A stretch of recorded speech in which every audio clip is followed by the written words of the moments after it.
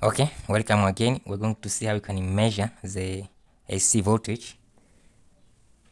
AC voltage.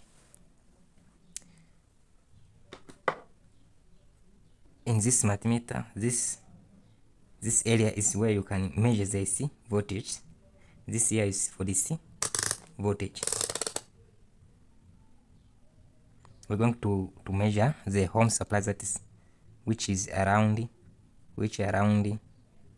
230 volts, 220 volts, up to 215 volts.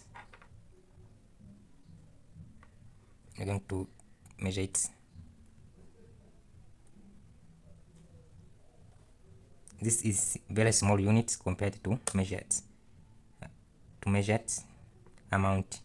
So here it gives 222 or 20 volts.